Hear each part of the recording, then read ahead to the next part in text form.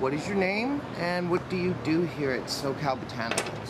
My name is Trisha. I am one of the managers here, and my job title has me obviously watch over the staff to make sure they're doing what they need to do. I also bartend when I need to bartend, and then I also do a lot of marketing. I run like the Facebook, I made that.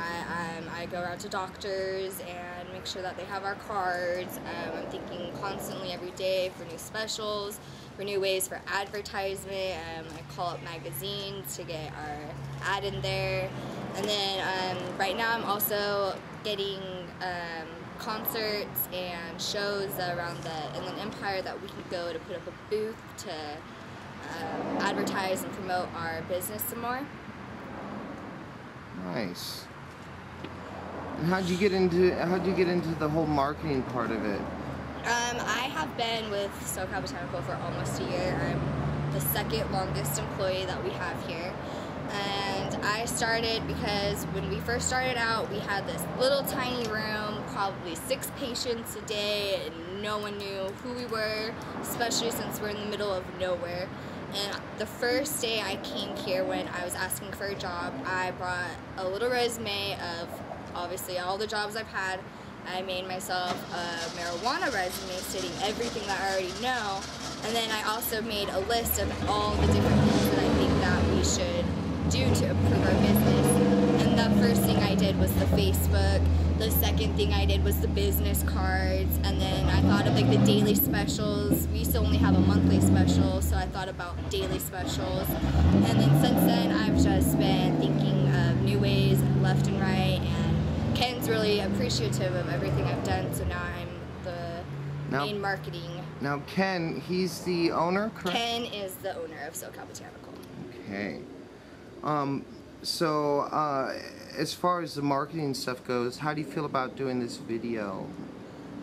I'm really excited about this video. I first saw the first video that you guys made on YouTube, and I thought it was a really exciting and neat idea because we haven't done any videos of us before, and I'm not sure, I haven't heard of any other collectives doing videos, and I just think it's a really neat way for patients to understand more about the medicinal purpose of it, and also those people who are against the medicinal or the purpose of legalizing marijuana, so they can also see exactly what it does for our patients. Now, have you had that happen before? Have you had someone come in with a very negative view, and they came in because of somebody else, and then leave with a completely different view on the medical marijuana community? We have a lot of caregivers that come in. They don't medicate. They're just here to pick up the medicine for their patient that they're helping take care of. Recently, I had a gentleman. He's taking care of his mom and his dad, and he doesn't really agree with it. He doesn't want his mom and dad being dope heads. That's how he would call it. And I started having a long conversation with him because he was really worried about his mom. Her actual doctor gave her this prescription. He was just worried that if it was gonna cause any conflict with all of her other medicine that she was taking, and that she was just gonna always be eating and laughing and sleeping, and that's all it would do is just get her to be in that state. And I started going over all the different conditions. I let him know of some news articles online that's actually, there's proof that it is curing cancer. It is helping a lot with people's conditions. I told him a few stories of some patients of ours who used to be straight addicted to Oxy, that's what they prescribed to, and let him know of one of them who's one of my favorite patients. She comes in every single day, that we got her off of the Oxys, and she's doing much better nowadays. And she's also only needing to medicate at nighttime now, whether she used to have to take 1 pill every 2 hours. So he's actually got his he didn't have a caregiver paperwork first. He just came in while she was inside, and he went and got a caregiver patient paperwork so he could be the actual caregiver, and he now actually is a patient himself. First time medicating yesterday, and he actually said that I helped him sleep. He's never slept as well as he's ever slept before, and he has really bad chronic pain in his lower back that he figured he'd have to get back surgery for, and he says that it has helped him tremendously. So I'm really happy that at least he is accepting and understanding the medicinal purpose of the medical side. Nice, nice. Are you seeing this more often now that it's becoming less of a taboo subject? It's becoming more mainstream. Are you seeing more people open, more willing to find that information and actually listen to it? Yeah, most definitely. I even have family members who, at first I lied and I said I worked at a dentist office and I was a receptionist. And I finally came clean and was like, you know what, this is where I work. I know you don't agree with weed, but it is medicinal. It is marijuana. It has proof. And I've been talking a lot with my grandmother. She's one that calls it dope heads, stoners, you're just stupid, you're killing your brain cells. And the other day she actually was like, I actually am interested in starting up a collective. And I was just like, wow, like coming from someone who's so against it, who would shut down her own children if they smoked this, and now that she is actually like willing to open up a collective, I think that's just, it's crazy. It's, people don't really understand what medical marijuana can do for you. And all the seminars, all the Kush expos that they have, it really is showing a lot of people that this is not just for stoners or people just to get a quick high. It actually is for very good purpose. Nice. Now, are you said yourself you're also a patient? Yes. Not to get into any other medications, but do you take any other medications? No. I don't believe in taking pills. I've never liked to swallow pills at all. I don't like it. It's chemicals. It's not natural. I've always been smoking weed since I was in high school, and then when I got my medical card, it actually was for headaches and for cramps, and this weed is like the only cure for cramps. And if you're a girl, you know cramps are horrible. Do you know of any patients that have mentioned that sometimes certain strains of cannabis does affect other medications that they take?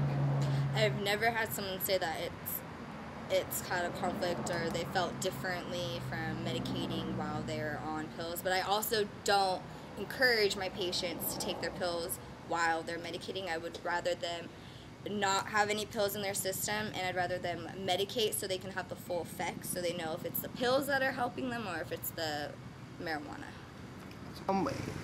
In getting into this whole career, the medical marijuana movement, obviously it's an exciting time right now. A lot of things are happening, as you had mentioned. People that were very much against cannabis due to ignorance are now becoming more receptive to it. Since you started using it as a medication, do you have a desire, or do you cultivate yourself at home? I do not. I'm not a grower. I'm learning though. I know all the fields about bud tending, and I know what medical marijuana can do for you. So now my next step is we had grow classes, so I attended the grow classes because I would rather know what I'm talking about than have to have my patient go to someone else where they could help them on the growing field. But I do plan in the near future to definitely plan and start my first harvest, and then go from there, and hopefully one day I'll be having pounds and pounds like all these wonderful vendors do. Yes, yes, yes. Myself, Loki Jen, I want to let all of the subscribers out there know that I am going to be having a permaculture class, and I have been talking with Ken and Brian about holding some outdoor and indoor classes out at Casa del Low Key in the middle of nowhere. Does that sound like something that you think would be beneficial for patients to further educate the employees as well as some of the contributors, some of the cultivators, so that everyone's kind of got the same information and they develop their own technique, or do you think that's just going to cause problems? I think it's an excellent idea. There's room for growth with every person. You can say you know everything there is to know about growing, but when it comes down to it, I learn 30 things new every single day. So I think that's a fantastic idea, especially if you separate it from, this is your outdoor growing, this is your indoor, this is your hydro. That way, like, you'll know every single way of growing, and if everyone goes to the same class, or at least the employees and the staff, we can at least give the same advice and the same ways of growing. So if you go to another person, they're not getting confused, like, oh, well, she told me to use this, and he told me to use this, or Right. they told me I need to have this light. So I think that's going to be it's going to be a very educational. So kind of like a standardization, Yes. where people can develop their own techniques. That's good. I like the idea of having, a base to build off of. Like you said, I personally have been part of Normal and cultivating for a better part of 17 years now, and every day I learn something new. There's always new techniques and Definitely stuff room for out there. growth in this. I found it funny. Nice. Now you had mentioned a term that a lot of my subscribers might not know about, bud tending. Now, we're not saying bartending, we're saying bud tending. What exactly is a bud tender? What does a bud tender need to know? What does it take to be a good bud tender? What it takes to be a very well-educated and knowledgeable bud tender is, for one, knowing the differences between indica and sativa and hybrids. And there's actually another strand out, the Afghani strand, and it's really good to know that because a lot of people don't know that there's a fourth main strain. It's more known than actually hybrids. And also, it's also really excellent to know the different conditions, and it's really good to know if a patient is ADD or ADHD, a lot of times they're going to be opposite. So sativas are going to be of the body high, and indicas are going to be a head high. So you really need to know what your patient is medicating for, first off, because if they are, say, taking Ritalin, they don't need something that's going to keep them way up more. They need something that's going to bring them down, and that's going to be the opposite. You also need to be able to let them know exactly the genetics of each strain. A lot of them are mixed, and a lot of patients would want to know if it's a first generation, if it's a second generation, what the genetics are, how the high is going to be, how the taste is it going to be harsh, is it going to be smooth, is it potent, is it dense. Also, you need to know your weights, like what's a gram, eighth, quarter, and then pretty much just really know your patient. And once you get to know your patients and you know all the different conditions and what they can do for you, you're going to be excellent, and it's going to help the patients out a lot, and they're going to appreciate that you're taking that extra step to actually find out the patient's needs, not just, oh, this is indica, this is sativa, this is good, this is bad. Right. Okay, so you guys spend a little more time getting to know the patient, more like a doctor with a first-time patient at a clinic. We try to make this as if you really are getting your prescription, as if you really are going to a doctor's office. Good. That's fantastic. So as a bud tender, obviously you guys get a ton of different strains, and I'm sure you have a lot of contributors. Are you guys required to test it? We are not required, but we do test a lot of our product. We try to test all of them. We would like you to know what the THC level, the CBD level, the CBN level. A lot of times you're getting a lot of new products, so it's hard to keep up, but we do like to test our products, and it's good for the patients too, because they want to know the THC level. They want to know if there's CBD and CBN, because the CBD and CBN, that's what's actually going to help you. The THC is really going to be more towards your high. So they really want to know what's going to affect their pain, what's going to help them as a patient. Right. Now, as far as the medical end of things, you know, you mentioned a few things there, like with back pain, smooth muscle pains, that's leaning more towards the alkaloids of the CBCs and CBDs. A lot of people are only familiar with one alkaloid, and that's the delta tetrahydrocannabinol, or THC, being that that's the one that gives you more of the high itself. Would you say that that was one of the main ones there, or is it more of a combination of things? I know that they have synthesized you know, THC in the form of Marinol, and it was very unsuccessful.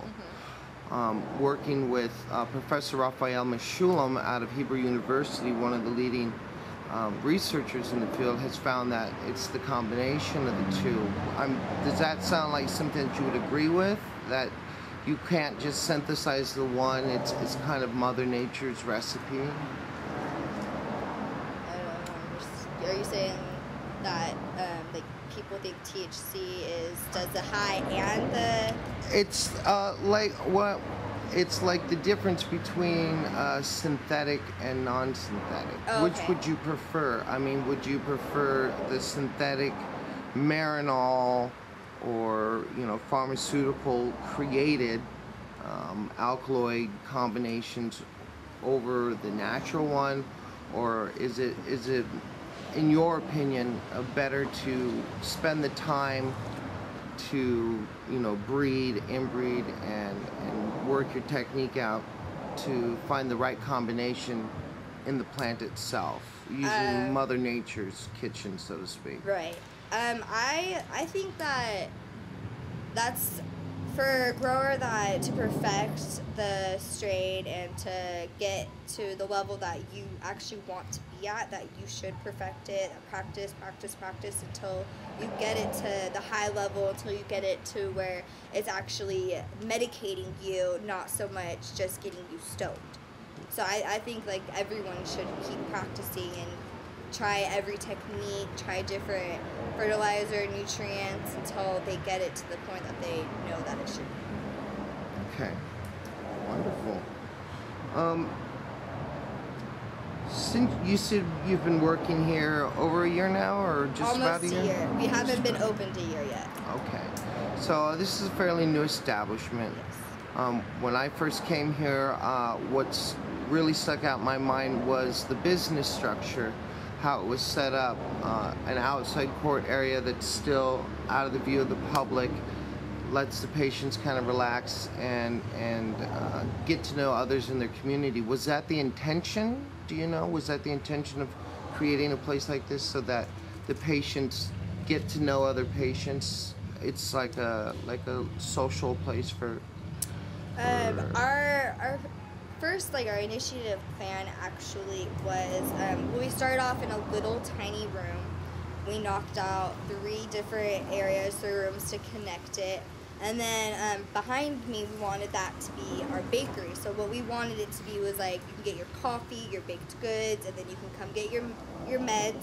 And then there would be a little area so you can eat or drink whatever you got from the coffee shop. And then also you could relax and you could get to know the staff members, you can get to know other patients.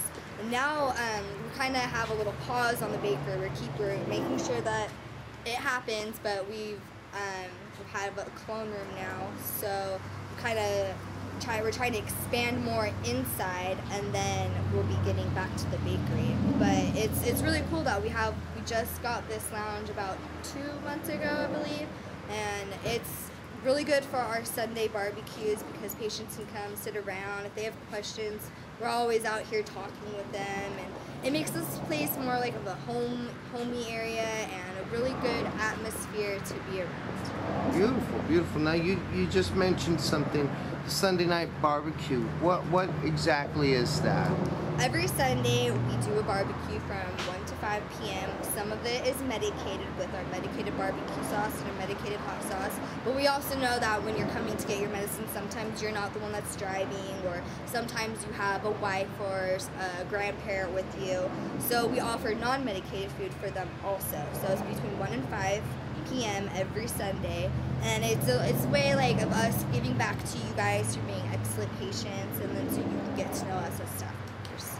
Nice, nice. Now, this is open to any patient that is part of the collective here. Any patient who's a member of us. Correct. Wonderful, wonderful. And future patients. So, you guys are looking more towards full patient care, not just providing them medication and stuff, but providing them with a nice atmosphere, with helps with their mental health.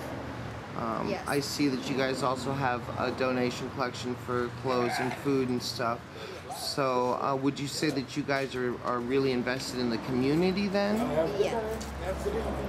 Yeah, we really want to give back to the community, especially Homeland, because if we didn't have our locals, we wouldn't be where we are right here. They give back, they help us out so much, so it's really important for us to try to give back to the community as much as possible. Christmas time we had a toy drive, so for every toy that you brought in, you received a free gram. We also did one of our months, 10% of the month that we donated to an organization, and we also help out some of the kids, local kids who can't afford their sports gear. We're able to give, I believe we've done 5 boys so far, and we've helped them pay for some of their cleats and some of their uniforms and their protection gear from Big 5. And then like we have the Salvation Army, we offer 5% off discount for every person who donates to the Salvation Army. Nice, very nice. Now, you've just told us a lot of information here. A lot of it sounds really great, fantastic. What would be the one thing that stands out in the almost year that you've been here? What's the one thing that you can look back on and smile every time you think about it? What comes to my head is how much we've expanded. Because I've been here since we've opened, and I remember those days where we would sit outside and we'd literally have 5 patients, and it was one little room with maybe 10 strains to start with, 2 edibles, no clones, and it was just 3 of us, 2 guys, 1 girl, just sitting around here, just having a good old time while we wait for patients. And now looking back at that, how many patients we get, like 50, 60 plus a day, how many new patients we're getting, that we've expanded. We have our clone room now, that we have a whole edible refrigerator, that we have glassware now, that we have specials. Like, I just think that's my favorite thing, because I've watched this company, I've watched this collective grow so much, and it's not stopping at all. We're going to be franchising. We just have so much happening in the future, and I'm just blessed and proud to say that I've been here from the beginning to witness it and help out with everything. Nice. Basically, what you're describing there is the American dream. Yes. To start with an idea and watch it grow and see the benefits it's providing. Would you say that's an accurate statement? Yes. Wonderful. Now, what would be the worst part about working here? Early mornings, grumpy patients. You know what the worst part about this job is we try to help out our patients so much. We understand that the economy is rough right now, and you don't have the money to get the meds that you want, and so we try to help out our patients. If they come to us, like, you know what, I don't have any money, I will get paid on the 1st, please have something, and we'll do that. We'll definitely work with our patients, you know, and sometimes we'll just be like, you know what, don't even worry about it, or we'll hook them up the extra deal. But the thing that just really irritates me sometimes is when we've hooked up a patient over and over again, we've just been so generous, and when we tell them one time, like, I can't do that this time, that they get really upset, they yell at you, or they'll just be like, oh, you're not being respectful, you always hook me up. And I just think that's rude, because I wouldn't go in somewhere being like, hook me up, hook me up, hook me up. Having someone be so generous to you, and then the one time that we actually can't, you flip out. So I mean, it gets a little struggling sometimes or frustrating sometimes when you're like, you know the patient so well, and then they get frustrated with you, but it's like sometimes we absolutely can't do certain things. I wish I could hook up every single patient every time. Like, I would love that. I'm a patient. I would love to get hooked up every single time I go into a collective, but that's just the worst part. I just don't like seeing unhappy patients, even though it is sometimes I have to stick to my job and I have to say no. That's the hardest part. Right. Okay. Seeing that you've been here since the beginning, you talk about starting off in a small room, just a small group of you, and watching it expand. Is there anything that sticks out in your mind that you would say is a contributing factor to your success, as far as this business structure, as far as the constant increase of new patients? Would you say you guys had something that you do a little bit different than somebody else that you yourself have seen, improve this whole atmosphere, this whole community? I think honestly what makes us different than other collectives is that we are so homey here. It feels so comfortable here. We make sure that the patient is satisfied. Like, we offer sodas, we offer raffle tickets. We make sure that before you leave that your needs are taken care of, and if they weren't taken care of, what can we do to help you the next time so that your next visit is satisfactory. But I know a lot of collectives that I've personally been to, what do you want? Indica, Sativa, top shelf, mid shelf, all right, here's this, all right, have a good day next. And here we actually take that extra step to get to know our patients, make them feel comfortable coming back here and referring patients here. Okay. Now, personally, when I went in, first-time patient coming through, and I was looking through the different types of medication you had there, I noticed some consistencies here. A lot of it looked like it was grown by somebody who's been doing this their whole life. Would you say you guys have a talented group of cultivators, farmers, so to speak? Most definitely. They definitely know how to grow right, and they do bring in excellent quality of bud. They teach us every single day something different, which I appreciate that. The vendors, they're not coming in here just dropping off and leaving. That they're explaining to us what went into the growing of this, what exactly is the genetics of it. They're making sure that we know the strand perfectly before they just bounce out and go to the next song. And we've had some excellent weed. We've also had some strands in here that were #1 up in San Francisco, which is really cool because it was in a magazine and it was published. So we've got some really good vendors. Kenny's gotten to know a lot of great people. They've introduced more people, and as we're bringing in other people on board, they're bringing in more people that is just making us where we are today. Wonderful, wonderful.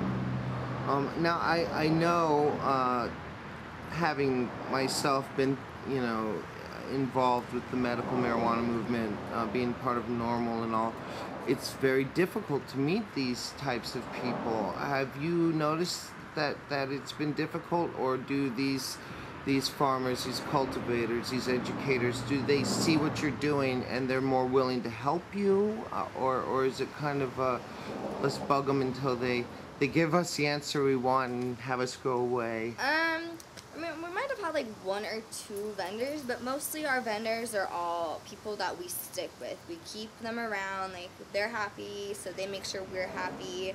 I mean, there might be 1 or 2 times where we've had a vendor come in that wanted to show us product, and he or she didn't like or didn't think that we knew what we were talking about, that this is the best there is, and oh, no, like, what are you talking about? This is mid-shelf, this is top shelf. Like, obviously, you're always going to get vendors like that. But for the most part, the ones that we stick with, they're really helpful. Nice. Okay, so you guys kind of steer away from the car salesman type, the guys that are just in there to try and make a buck. I think they know it all, Of and course. that's that. Yep. And you stick more with the people that have the passion, the willingness to not only share their information but learn more. Yes. That's fantastic. Now, can you see yourself, you know, if, say, Normal finally gets what we want to do, we get it rescheduled to a Schedule 2, and this becomes a career now. You start seeing, you know, online courses to become a bud tender. Could you see yourself doing this as a career for the rest of your life and be happy with it? Most definitely. I don't see myself going back to regular 9-to-5 job or flipping hamburgers or twirling a sign or being behind a desk doing taxes. I can never go back to any of that. This is my home. I've been doing this for almost a year, and I want to someday hopefully have my own collective, or I would love to further my knowledge and be able to go out there and give seminars myself about the medicinal purposes of it, and have some way of being able to give back to patients who need a lot. I would really love, I know a lot of patients come in here and they don't have the money to pay for it, so I hope someday that I could somehow come up with a company where we help and it'd be free and it would give back to those who actually really need the medicine and they can't afford it. Nice.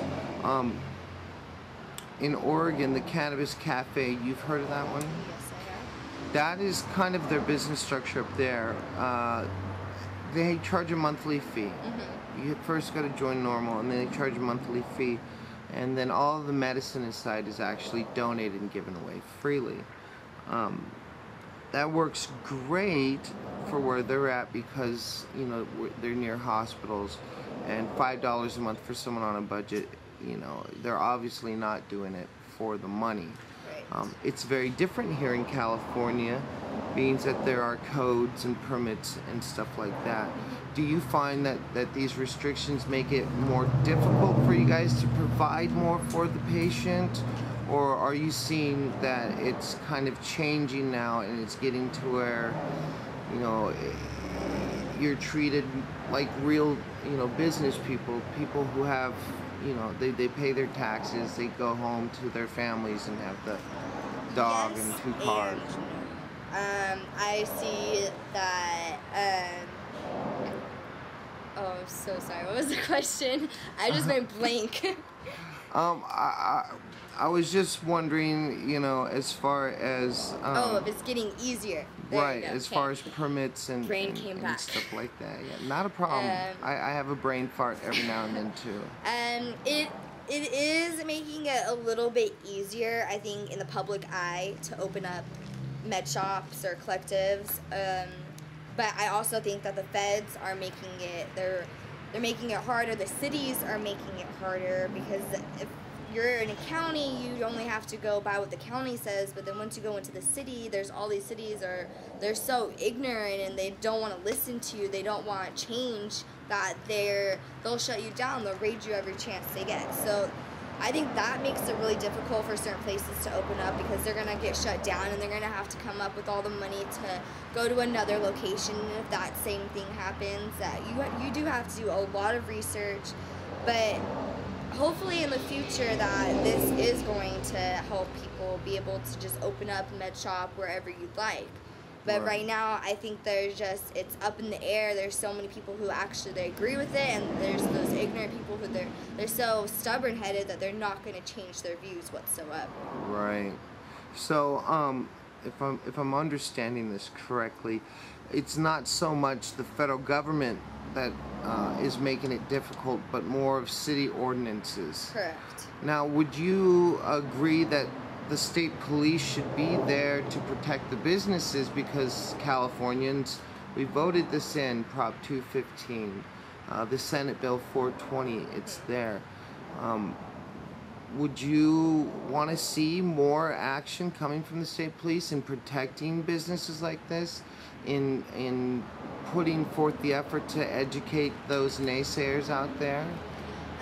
I think it would be excellent if we had like cops and like the government helping us out, but also I don't agree with coming into a collective and seeing a guy an armed gun, and that makes me feel uncomfortable. I feel like I'm back on the streets again. Like, I want this to feel like this is my doctor, like I'm getting a prescription, that what I'm doing is not wrong, what I'm buying is not wrong. I don't the only thing I feel like the government would do is, I think that they're gonna change how we grow. I think they want to take out the THC level, so you don't get the high, you just get your pain taken care of, which there's nothing wrong with that, but then it's changing up the whole formation of what everyone knows that marijuana is supposed to be. And then also, if they bring in security with armed places, I think people are just gonna feel they're gonna feel like they don't want to go there. They're gonna feel like this is back to the streets, that they're taking this too far, that this should just be a prescription that you're going in and you're coming out and nothing's wrong with it. It's red tape. I don't think that it's ever or assume that the public is going to make it where they treat it as alcohol, that it's legal, but you have to be a certain age, or you have to do you can't drive at a certain time, or I don't think anything like that's gonna happen. I really hope that we keep it to how it is. I think it's an excellent, like, get your med card because you have an actual condition. You go to the med shop and you get your medicine. Not anyone can get your med card, or it's just treated as alcohol. Right. I know a lot of us in Normal, we find that those shops, those clinics where these doctors, say pay us $50 and we just write to the card, they are the ones that are actually doing more damage than the federal agencies and the state and county areas. That's got to be difficult to deal with. Do you get a lot of people who come in voicing their opinion real loud like that, and making it difficult for you guys to show that you're really trying to do this on the up and up, that this is not just for the business, this is for the community. How do you guys interact with those that are out there that are just trying to treat it like it's some drug deal on the street? They're just ruining it by, I don't know, peddling their weird theories. I personally haven't come across a patient who just comes in here just because they want to get high. I mean, obviously I know a lot of patients in here, that is what they're here to do, but we treat every patient the same. We go over the same steps. We ask them indica, sativa. We ask them exactly what they're medicating for. We don't treat anyone any differently, even if they say, oh, I just need, what's the Dinka stuff? Just give me whatever's going to get me high. We'll be like, all right, we don't really have those bimbers that come in here that make it known that, oh, I got my med card just because I want to get high. Like, I paid $50 and I could just get it. Anyone could get it. Right. We don't have members in here that do that. A lot of our members are locals and they respect us and they help even out patients in the waiting room. They talk amongst each other, and we've never come across a person who's just been like, well, I'm in here just because I want to get blown to my head. Like, right. Nothing like that. I've been to a lot of dispensaries, in my search here to find these answers to the questions and stuff. And I have noticed where you get the person that comes in 2 or 3 times a day and they got a carload of people waiting. If something like that was to happen here, what would be the reaction of the administrators? I mean, would they get a warning, or is it an automatic, don't come back here? Well, you're allowed to have someone drive you, and you're allowed to have other people in your vehicle. If it comes across to our attention, though, that you are reselling our medicine to other to people who don't have their med card, it is an automatic ban from the shop. Your membership gets revoked from us, and you're not allowed back on our premises.